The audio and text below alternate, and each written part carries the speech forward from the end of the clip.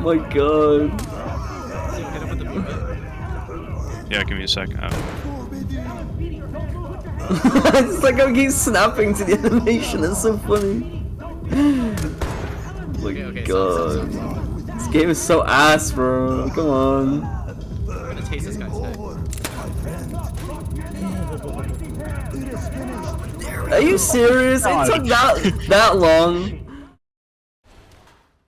This little game called Ready or Not finally came out of early access about 3 weeks ago. I've been following the game for about 4 years and participated in its Porter Edition Alpha as well as its early access cycle. Void represents this game as the quintessential PvE tactical shooter. But does this game really fit the bill? If you want the short answer, it is the best PvE-centric, realistic tactical FPS released in the past 5 years. The long answer is a bit more complicated though.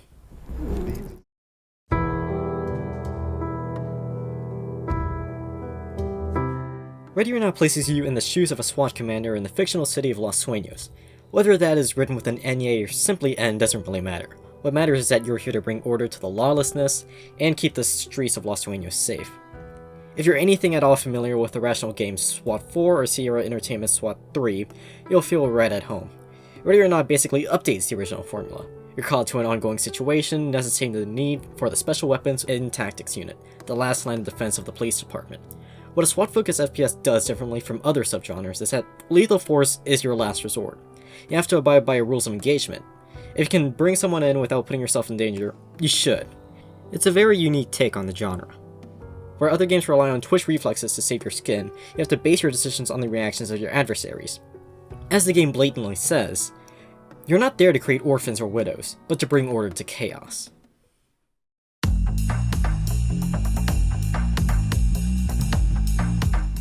What separates Ready or Not from other tactical shooters is that there's an attempt at being creatively interesting. It doesn't feel like someone grabbed a pack off of Quixel Mega Scans, threw them in the game world and called it a day. Unlike most Unreal Engine 4 games, the game is able to create a visual style that is uniquely theirs. There are some very striking scenes in this game, making some great use of color. For a setting that predominantly takes place in urban areas, Void was still able to make a good number of unique environments. One of the levels reminded me of Alan Wake 2's Dark Place, and that's a good thing. I can't say this beauty transfers over to the rest of the game though. Unreal Engine 4 is still Unreal Engine 4.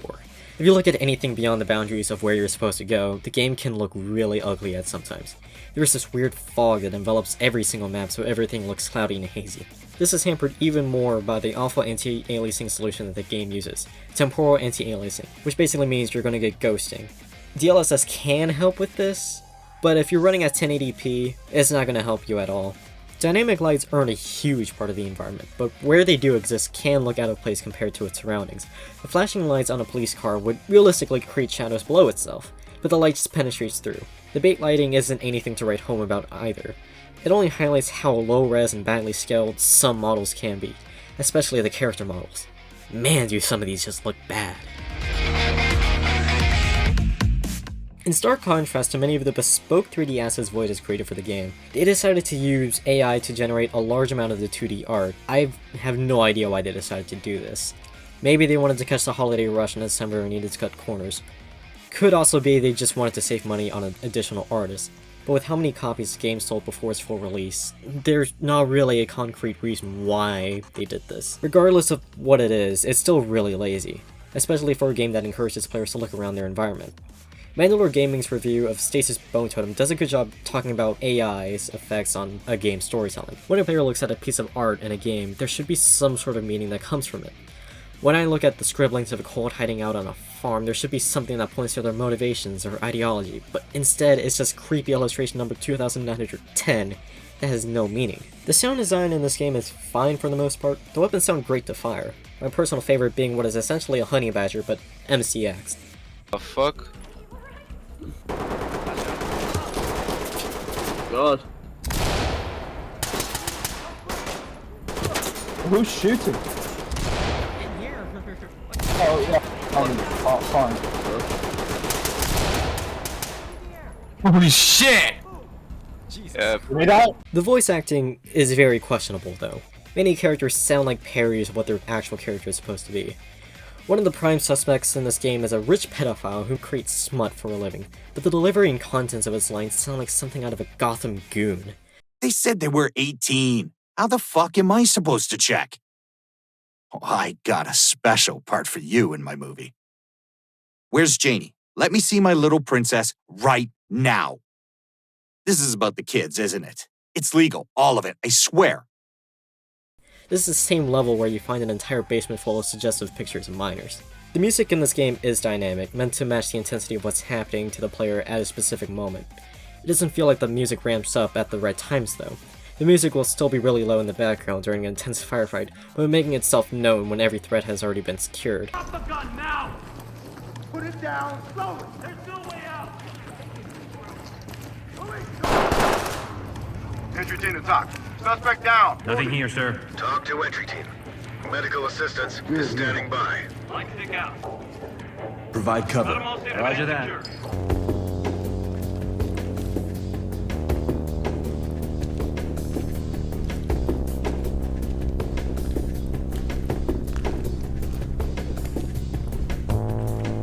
Zipped up. The music will also sting when you look at a certain object that's relevant, which can be a bit comedic sometimes. You'll be securing a room and then suddenly the pedophile melody will just kick in out of nowhere. High ground to talk. Evidence good to go.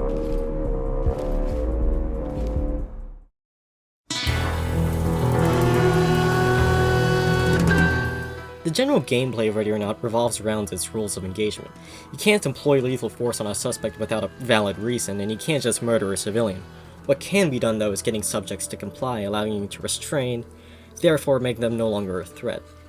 This very minor change in the standard FPS formula recontextualizes the tools you're equipped with.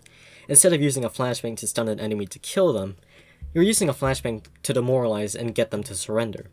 This also produces some unwanted variables. You might want to bring something that doesn't penetrate through 10 walls of thick steel, otherwise you might hit the innocent worker on the other side.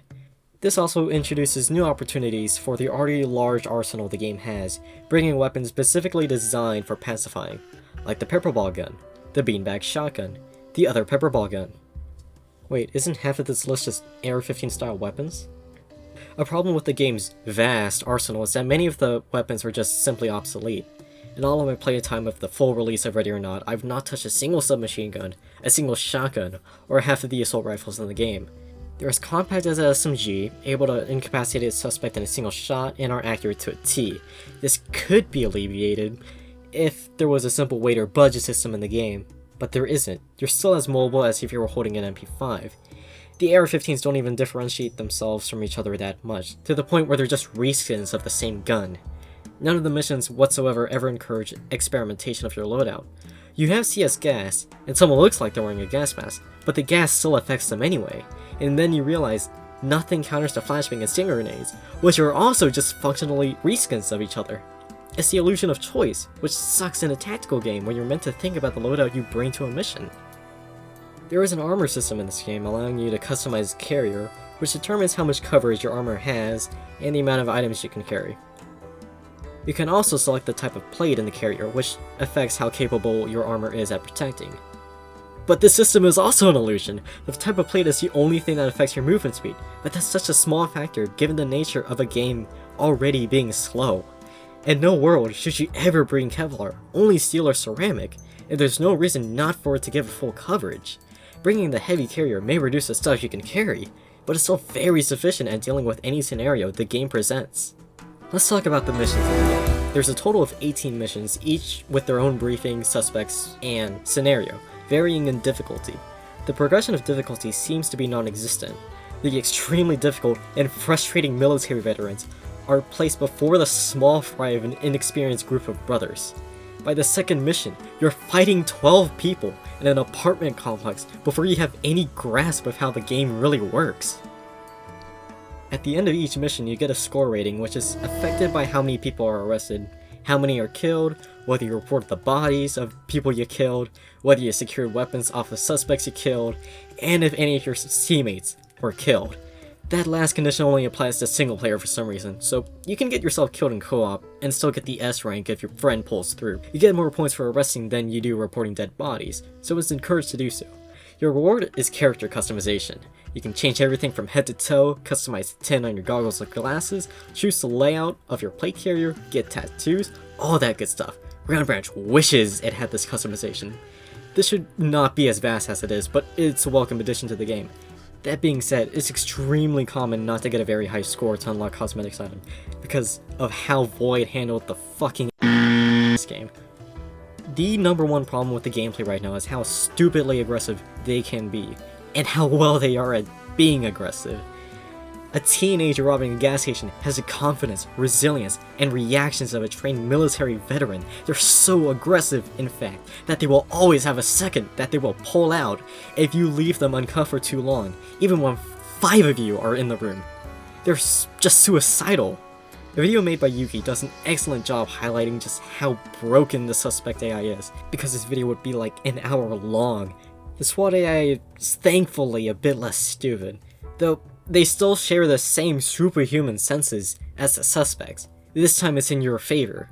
Commanding them is a bit clunky because you have to press a keybind rather than just having instant access to the command menu at any time, like in SWAT 3.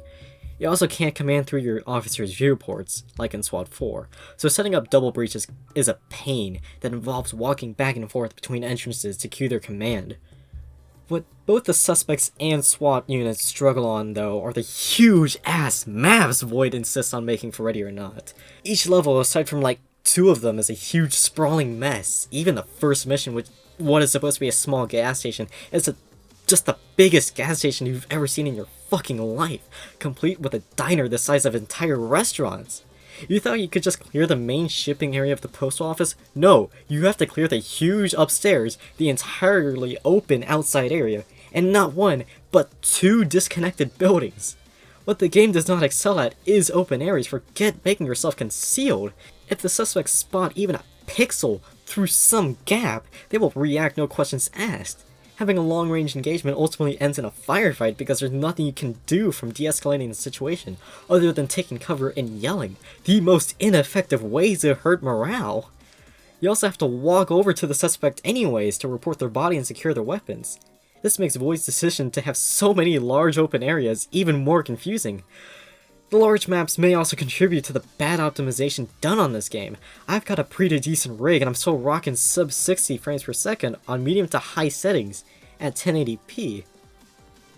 Aside from the main objectives like securing all suspects and civilians, the game will sometimes throw what is called a soft objective, some special object or area that you have to report.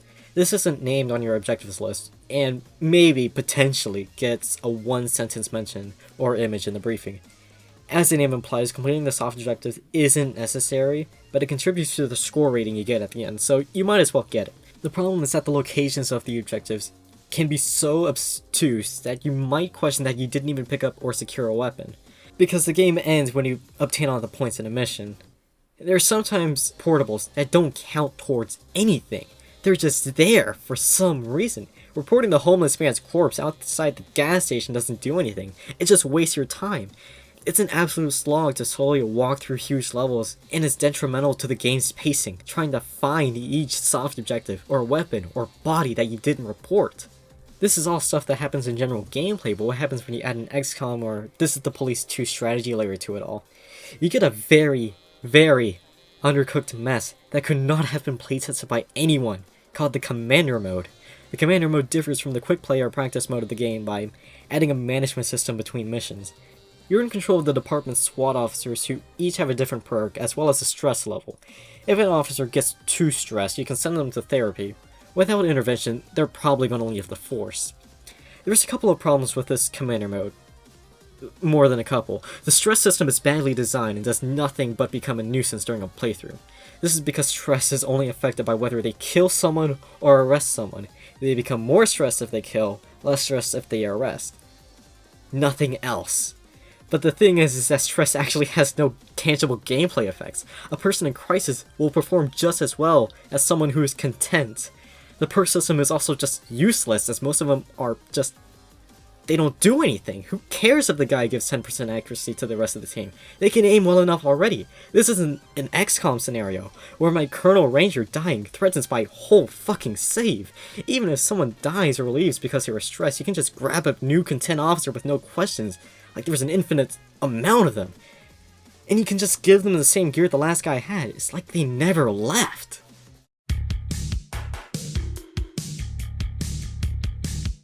In Ready or Not story, the player is put into the shoes of one David Judge Beaumont, the new SWAT commander of the Los Sueños Police Department. His career is broken up into 5 different storylines, with each one focusing on a different theme of crime. The game switches between them as they're all happening at once. What separates Ready or Not from SWAT 4 is that rather than focus on the stories of the missions and suspects, it more leans towards being a story about the LSPD itself. It's a weird decision, but we'll see how it plays out. I don't think this needs to be said, but this section will contain spoilers about the story of Ready or Not. In the first storyline, the LSPD is dealing with the drug trade, specifically the production of methamphetamines. The first mission involves stopping a group of teenagers from robbing a gas station and a money truck parked outside, while already having a couple of drug-related offenses under their belt. The scenario in this mission is a bit wonky. As soon as the player arrives, there's a dead guy at the front door. When you enter the station itself, you'll find out that the teenagers have actually killed 2 more people, including a dog. Jesus Christ, are these people fucking demons or something? The second mission has D Platoon, that's your platoon, taking over a residential area because that's where the drugs are being produced. Their operation is so big in fact that they have not 1, but 3 properties where they're making this shit, including an entire tunnel system with weird writing everywhere. It's not HOA approved, but hey look, there's an abused minor in this map, have fun with that. This then leads us into the mission where a gang dug an entire tunnel system to Mexico on some outback property, used for smuggling both people and drugs. Nothing too much to say about this mission. The second storyline, The Exploited, can be summarized as CP with a chapter. The first mission is about a fake swatting turned into a real swatting. The briefing you get suggests that there's a single active shooter at the streamer's apartment. Once you get there, there's actually like 10 active shooters.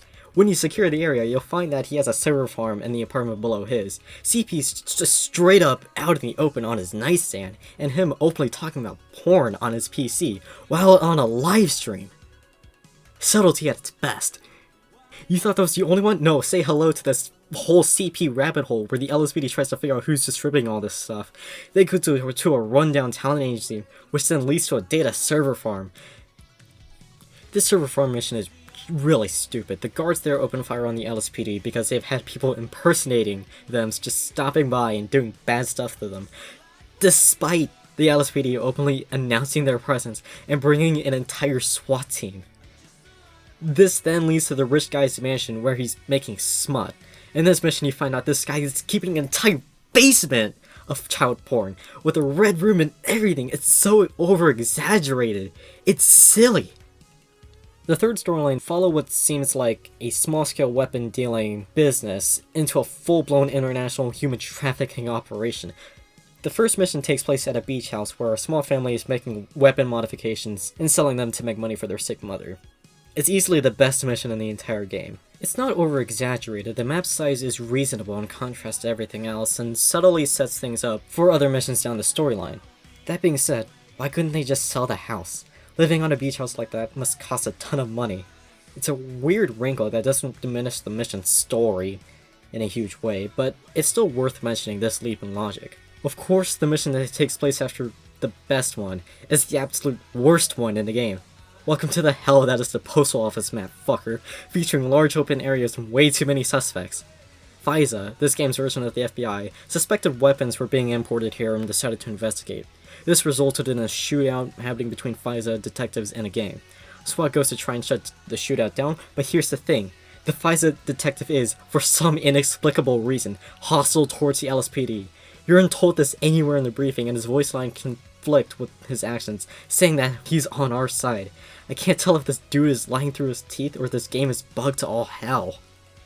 After this mission, some other detectives also go to a dealership, and also end up in a shootout. This is where the players discover that weapons and people were being delivered there and shipped off to the city's port, which does lead naturally into the next mission. This mission that takes place on the port is the most important narratively, as it features the only unique interaction from the protagonist in the game. When Judge discovers a container full of kidnapped women, and FISA commander steps in to directly order him to leave that container alone and to Close the doors! Even a new objective gets added to the list to emphasize this interaction. The fight as a commander gets noticeably short with Judge, implying some sort of corruption behind the scenes. This also happens to be the last mission in the game though, and this never gets elaborated on. It's strange how this is the only part of Ready or Not where Judge actually speaks outside of his normal boundaries. Void probably wanted to do this with all the other maps in the game, with adding voice lines for reporting soft objectives, and having other narrative triggers. Must have not had the time to. The Left Behind storyline features my personal favorite faction in the game, the Left Behind. They take up only 2 of the 4 missions, with the other 2 revolving around the elusive USIA, basically the CIA, but domestic. The first mission tasks the LSPD with hunting down Gerard Scott, a former USIA agent, who went to a police station and killed 3 officers and torched a vehicle. The reason he did this? You can find that out on the tapes he has strewn about the cabin. He wanted to lure out someone none other than Judge Beaumont himself. Judge will come here. You'll have to. It has to be him.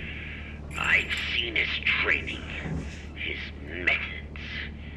I know what kind of man he is. Part of the cycle, just like me. A never-ending game.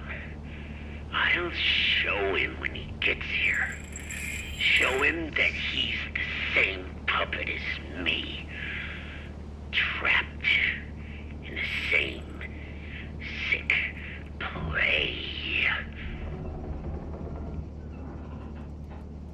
The next mission follows the Left Behind, a group of military veterans who try to assassinate a senator for proposing a bill that would cut money to a Veterans Affairs medical center. It's an actual plausible mission for once, with something of a message other than the "yeah, this is pretty bad" thing kind of statement the rest of the storyline share. This leads into another operation by the Left Behind where the same senator's family is taken hostage by their Secret Service detail that the Left Behind infiltrated. If the theme of the storyline hasn't hit yet, a twisted version of the national anthem plays in one of the rooms. This is unfortunately the last we see of the Left Behind. The last mission in this storyline is probably the most confusing out of all the missions in Ready or Not. A couple of officers go to investigate a farm because some dude was beaten up in a convenience store. Get this, they end up in a shootout. The compound the shootout takes place at is home to a cult whose members are only women, which is weird. According to the briefing, the unhinged prime suspect, Elaine Raskin, also happens to be a former USIA agent, and opens some sort of getaway location for women who have been abused or traumatized in some way. Like, I guess. But that doesn't really explain why or how they became a cult. What's with all the grass people and the big effigy they put in the center of this place? I'm sure this AI art can tell me what's going on. Something I've neglected to talk about is at the end of each mission, you'll unlock some piece of evidence in the evidence room. When you complete the streamer mission, you'll get a not Hatsune Miku doll, the talent show, a fucking vampire contract between the 2 pedophiles, all that stuff. When you take down the cultists though, you get a transcript that has 2 USIA agents, Brody and Raskin, talking about a certain Gamma 1 who's assigned to take up a leadership position in the LSPD. This lines up with what Gerard Scott was saying about Judge, about how he knew his training. This heavily implies that our main guy, Judge Beaumont, is actually a USIA agent. And to be honest, that's really fucking stupid. As stated before, Judge only has one unique interaction in the game, where he says a total of 3 sentences. That's not character, that's just contextual dialogue. The game somehow twists this game to be about Judge when there's no justified reason to. Why should I care if Judge also happens to be part of that vampire contract with the porn producer? It adds nothing to the narrative. The last storyline is where Void threw the remaining missions into, which just involves mass shootings. The first one is about the school shooting level. It's a school shooting level, with 4 guys with AKs, body armor, and 2 bombs. The second mission takes place at a nightclub where a group called The Hand comes over from Yemen to shoot up the place because the US military bombed their village. This turns into the biggest mass shooting in history, with people in the community estimating that there were around 200 fatalities. Jesus Christ, Void, learn some restraint! Fun fact, when the game was in early access, this map was released on the anniversary of the real Pulse nightclub shooting. What the fuck? The next mission directly picks up from the club shooting, taking place in a hospital where the Hand tries to kill their leader, who is in custody. Blah blah blah, mass shooting. Not much to talk about. Is that image of that hospital AI generated? All these storylines share the same problems, that they're all over-exaggerated. The amount of casualties in a mass shooting, the gear the school shooters are equipped with, the mile-long tunnels of a drug property with 3 buildings. It's so overplayed that it detracts from the emotional highs the game is trying to invoke. When every level is the new bar for how evil someone can get, you get Gotham City, and no one takes Gotham City seriously. Especially when Gamma 1 David Judge Beaumont is Batman.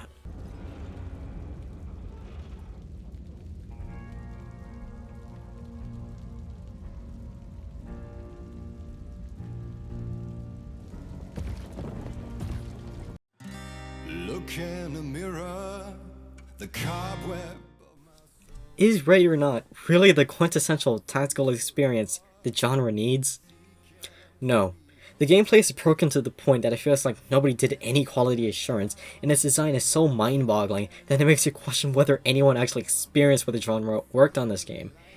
That being said, the statement about this being the best modern PvE-centric tactical FPS game still holds true, because there is a game here. Ready or Not's competition is practically non-existent due to other developers either lacking skill, creativity, manpower, or money to create a product like Void has. Ready or Not is the bare minimum of what this type of game should be, which makes this entire genre depressing. This game sits on Steam for $50, but if you really want to have a good experience, you need to play it with 4 other friends, making this a $250 buy-in. But if you're looking for just a solely single-player experience, you know what else is $50? Alan Wake 2!